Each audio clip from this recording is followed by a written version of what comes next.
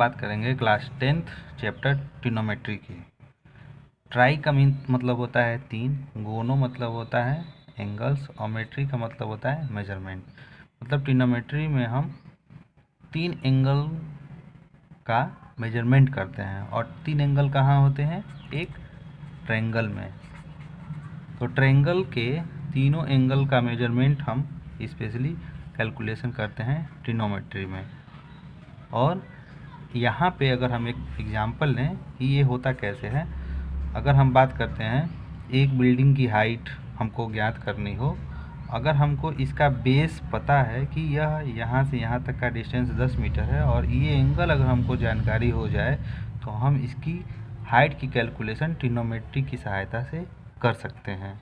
या फिर अगर बात करें एक एरोप्लेन यहाँ उड़ रहा है और हमको ये डिस्टेंस अगर मालूम हो जाए तो इस एंगल की सहायता से हम इस एरोप्लेन की हाइट कैलकुलेट कर सकते हैं। तो ट्रिग्नोमेट्री का बेसिक यूज़ हाइट या डिस्टेंस या फिर ये लेंथ पता करने के लिए किया जाता है। जैसे कि अभी बात किए हैं हम लोग ट्रिग्नोमेट्रिक हम ट्रायंगल में यूज करते हैं। तो ट्रायंगल तो कई टाइप के होते हैं, लेकिन क्लास 10th लेवल पे जो ट्रिग्नोमेट्री पढ़ाई जाती है वो राइट एंगल ट्रायंगल में ही यूज किया जाता है। राइट एंगल ट्रायंगल जिसमें एक एंगल 90 डिग्री का होता है, ऐसे ट्रायंगल को हम राइट एंगल ट्रायंगल कहते हैं। जिसमें एक एंगल अगर 90 डिग्री हो तो इस 90 डिग्री के सामने वाले साइड का नाम हाइपोटेनस देते हैं। अगर हम एंगल सी की बात करें तो एंगल सी के सामने वाले साइड को हम परपेंडिकुलर कहेंगे। और ये एंगल और 90 डिग्री का एंगल जिस साइड पे बनता है इसको हम बेस कहते हैं। और आपको ये भी जानकारी होगी अगर एक राइट एंगल ट्रायंगल है तो इस राइट एंगल ट्रायंगल में एक पाइथागोरस थ्योरम चलता है। पाइथागोरस थ्योरम क्या कहता है? जिसमें बेस का स्क्वायर प्लस परपेंडिकुलर का स्क्वायर इक्वल हाइपोटेनस का स्क्वायर। इस थ्योरम की सहायता से अगर किसी ट्रायंगल राइट एंगल ट्रायंगल में 2 साइड गिवन हो तो तीसरी साइड हम आराम से कैलकुलेट कर सकते हैं। जैसे बात करें एक ट्रायंगल अगर गिवन है हमारे पास जिसमें ये साइड 3 और ये साइड 4 है, तो हम यहाँ से हाइपोटेनस कैलकुलेट कर सकते हैं। फार्मूला हम वही यूज करेंगे, B square P square equal H square. Base की वैल्यू क्वेश्चन के अकॉर्डिंग 4 दी गई है और परपेंडिकुलर की वैल्यू 3 दी गई है। हाइपोटेनस हमको कैलकुलेट करना है। 4 का स्क्वायर 16, 3 का स्क्वायर 9, इन दोनों को अगर ऐड कर लें तो 25 और यहाँ से हम हाइपोटेनस कैलकुलेट कर लिए जो कि 5 आया। तो इस थ्योरम की सहायता से अगर कोई भी ट्रायंगल दे रहा है राइट एंगल ट्रायंगल जिसमें 2 साइड अगर गिवन है तो तीसरी साइड हम आराम से कैलकुलेट कर सकते हैं। एक और क्वेश्चन लेते हैं। अगर मान लीजिए कि अगर ये ट्रायंगल दे रहा है जिसमें हाइपोटेनस 17 है और ये 15 है और परपेंडिकुलर की बात करें यानी कि 17 का स्क्वायर माइनस 15 का स्क्वायर करेंगे तो हमको परपेंडिकुलर पता चल जाएगा। 17 का स्क्वायर 289 माइनस 225, अगर इसको माइनस करें हम तो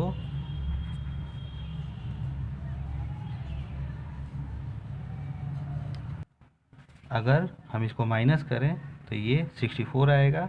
इससे हम इसका अंडर रूट ले लेंगे और हमको ये साइड पता चल जाएगा कि 8 होगा। तो पाइथागोरस थ्योरम की सहायता से हम कोई भी एक साइड अगर नहीं पता है तो इसको निकाल सकते हैं। आगे चलते हैं।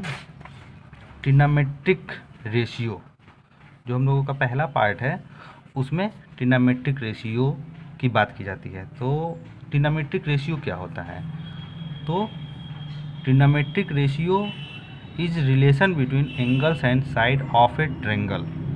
मतलब ये है कि अगर हम इस ट्रायंगल में कोई भी 2 साइड का इस एंगल के अकॉर्डिंग रेशियो ले रहे हैं और रिलेशन बना रहे हैं तो वो रिलेशन जो होगा ट्रिग्नोमेट्रिक रेशियो कहलाते हैं। और इन स्पेशल रेशियो का एक स्पेशल नाम है। जैसे कि अगर बात करें, अगर हम पहला रिलेशन लें ट्रिग्नोमेट्रिक रिलेशन पहला साइन ऑफ एंगल ए, इस एंगल ए के लिए अगर साइन ले, जिसको कि हम इसको थीटा कहते हैं, इस एंगल को अगर हम थीटा कहते हैं तो इसका फार्मूला बनता है P अपान H, परपेंडिकुलर अपान हाइपोटेनस। ऐसे ही अगर इसी एंगल के लिए हम दूसरे रिलेशन की बात करें तो ये होता है कोसाइन, जिसको शॉर्टकट में हम कॉस थीटा कहते हैं। कॉस थीटा होता है B अपान H। तीसरा trigonometric ratio tangent of angle A होता है, जिसको शॉर्टकट में tan ए कहते हैं। ये P/B होता है, परपेंडिकुलर अपान बेस। और इसके बाद चौथा जो होता है वो कोटेंजेंट होता है, जो कि कॉट का इन्वर्स फंक्शन होता है। इन्वर्स मतलब इसमें बेस न्यूमरेटर में चला जाता है और परपेंडिकुलर डिनोमिनेटर में होता है। ऐसे ही अगर एंगल ए के लिए बात करें तो सेकेंड वो कोसाइन का उल्टा होता है, रेसिप्रोकल, और ये होता है H/B। और लास्ट होता है कोसेक थीटा, जिसमें होता है H/P। अभी हमने बात किया कि कॉट tan का रेसिप्रोकल है, इसलिए हम tan थीटा इक्वल 1/tan भी लिख सकते हैं, और सेक थीटा बराबर 1/cos थीटा भी लिख सकते हैं, और कोसेक इक्वल 1/sin भी लिख सकते हैं। इसको याद करने के लिए एक बहुत ही आसान फार्मूला बताया जाता है, पंडित बद्री प्रसाद हर हर बोले सोना चांदी तौले। इस फार्मूले से आपको आराम से ये ट्रिग्नोमेट्रिक छेओ के छेओ रेशियो याद रह सकते हैं। परपेंडिकुलर अपान हाइपोटेनस साइन के लिए हो गया, बेस अपान हाइपोटेनस कॉस के लिए हो गया, और परपेंडिकुलर अपान बेस tan के लिए हो गया। और इसी का reciprocal cot base upon perpendicular हो जाएगा, सेक हाइपोटेनस अपान बेस हो जाएगा, और कोसेक हाइपोटेनस अपान परपेंडिकुलर हो जाएगा। और इसी 6 फार्मूले से हम इसका पार्ट 1 पूरा का पूरा सॉल्व कर सकते हैं। आगे बढ़ते हैं नेक्स्ट क्वेश्चन की तरफ। तो बात करते हैं, सबसे पहला क्वेश्चन है इसमें, if sine theta equal √3/2 then find the value of all T ratio. मतलब साइन थीटा हमें गिवन है, बाकी के 6 ratio cos, tan, cot, sec, cosec की वैल्यू हमको ज्ञात करनी है, पता करनी है। तो सबसे पहले अगर एक हम ट्रायंगल बनाएं जिसमें एंगल सी को हम थीटा ले रहे हैं, तो हमको पता है कि साइन थीटा इक्वल P/H होता है। मतलब इस एंगल के लिए ये परपेंडिकुलर हो गया और ये हाइपोटेनस हो गया। अगर ये रेशियो में है तो हम वैल्यू अगर लिखेंगे तो इसमें एक कोई कांस्टेंट अपनी तरफ से ऐड कर लेते हैं, तो यहाँ से P की वैल्यू हो जाएगी √3k और H की वैल्यू हो जाएगी 2k। तो हम यहाँ से पाइथागोरस थ्योरम यूज करके बेस की वैल्यू निकाल सकते हैं।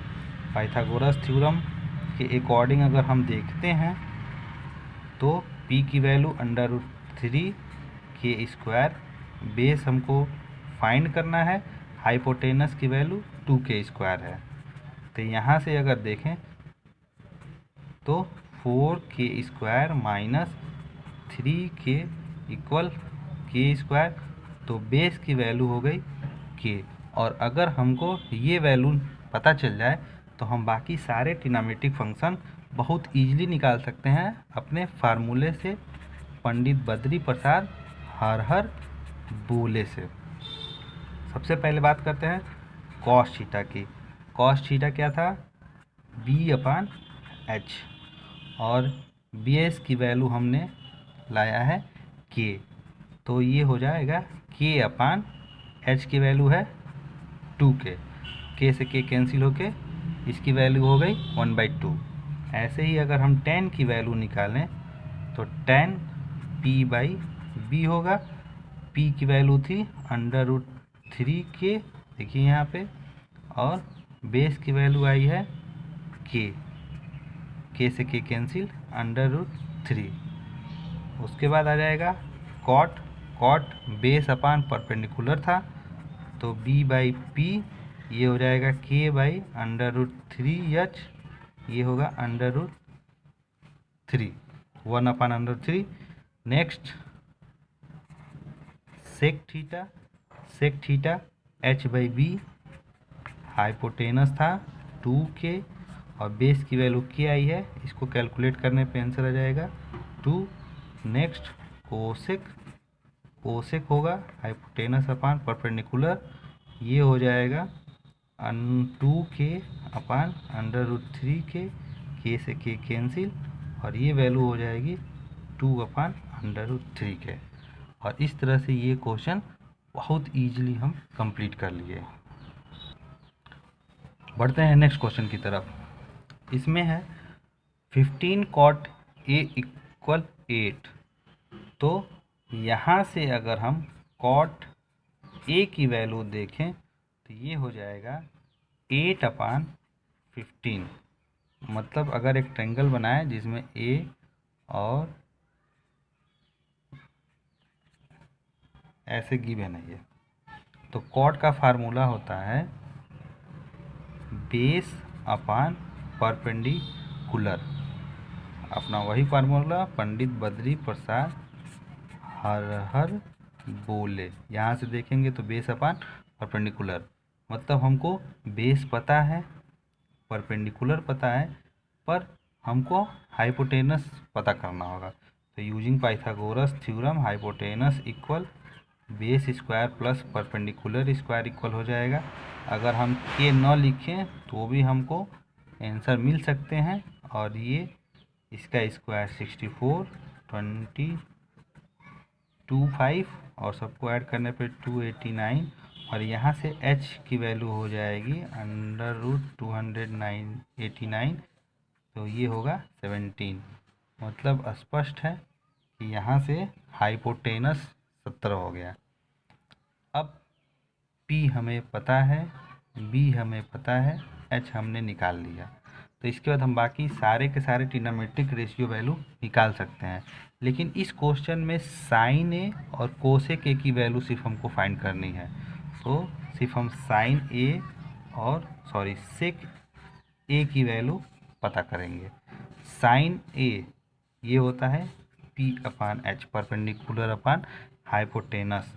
तो फिगर से क्लियर है, ये 15/17 हो जाएगा। और सेक ए हाइपोटेनस अपान बेस होता है 17 बेस इसका 8 है। और ये हमारा दोनों का दोनों आंसर बहुत ही इजीली पता चल गया। नेक्स्ट क्वेश्चन की तरफ बढ़ते हैं। इसमें पहले क्वेश्चन के जैसे साइन थीटा गिवन है और हमको बाकी के ट्रिग्नोमेट्रिक रेशियो पता करने हैं। तो साइन थीटा a² - b² अपान a² + b² गिवन है, जहाँ पे ये p हो जाएगा और ये h। हमको बेस पहले फाइंड करना होगा। तो using Pythagoras theorem base square, perpendicular given है a² - b² इसका होल स्क्वायर इक्वल हाइपोटेनस है a² + b² का होल स्क्वायर। अब ब्रैकेट ओपन करते हैं, ये हो जाएगा a⁴ + b⁴ -2 × a²b²। दूसरे साइड है a⁴ + b⁴ +2 a²b²। अगर हम ट्रांसपोज करें तो a⁴ कैंसिल होगा, ऐसे b⁴ कैंसिल होगा, और 2a² प्लस ये इस साइड जाके प्लस हो जाएगा। तो इनको ऐड करने पे ये हो जाएगा 4a²b²। और यहाँ से हम बेस कैलकुलेट कर लेंगे जो कि आएगा 2ab। अब हमें बेस यहाँ से पता चल गया। तो जब बेस पता चल गया तो अपना वही पुराना फार्मूला पंडित बद्री प्रसाद हर हर बोले यूज करके हम बाकी सारे ट्रिग्नोमेट्रिक रेशियो कैलकुलेट कर सकते हैं। पहला cos theta b by h base 2ab और h की वैल्यू है a square plus b square, tan theta p by b perpendicular a square minus b square और बेस आया है 2ab, cot theta b by p 2ab upon a square minus b square, और इसके बाद sec theta निकाल लेंगे h by b, तो hypotenuse a square plus b square है और बेस है 2ab, और लास्ट कोसेक थीटा कैलकुलेट कर लेंगे हम यहाँ से h बाई पी यूज करके, जो कि होगा a square plus b square upon a square minus b square. Okay, देखते हैं नेक्स्ट क्वेश्चन। इस क्वेश्चन में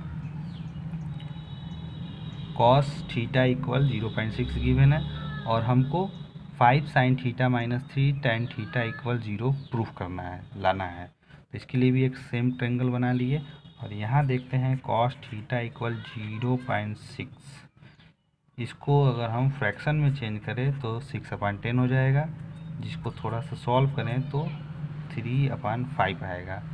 और कॉस थीटा की वैल्यू हम जानते हैं बेस अपान हाइपोटेनस होती है, मतलब 3 बेस है और हाइपोटेनस 5 है।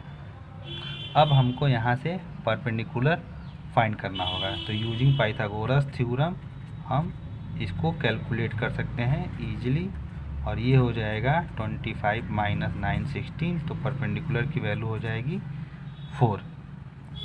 हमें प्रूफ करने के लिए साइन थीटा और सिर्फ टैन थीटा की ज़रूरत है, तो हम कोई और ट्रिग्नोमेट्रिक रेशियो नहीं फाइंड करेंगे, हम सिर्फ पहले साइन थीटा निकाल लेंगे, जिसका फार्मूला p बाई एच से हम इजीली बता सकते हैं 4/5, और tan theta p by b से आ जाएगा 4/3। अब हम जो हमको प्रूफ करना है उसका लेफ्ट हैंड साइड ले रहे हैं, 5 sine theta minus 3 tan theta को, तो ये 5 साइन थीटा की वैल्यू हमको मिली है 4/5 और टैन थीटा की वैल्यू मिली है 4/3।